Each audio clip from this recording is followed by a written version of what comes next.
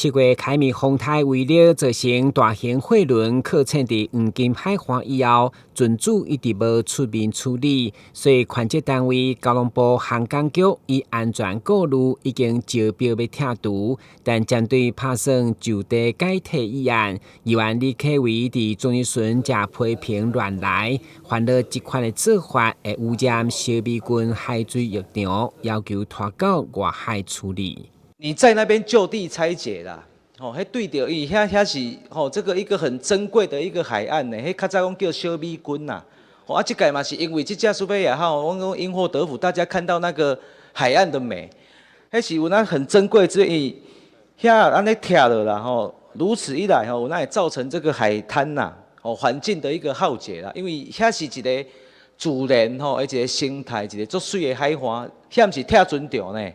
一般你的拆船厂业拆法是不一样，一心的大钢牙去把里面有些东西先都夹起来，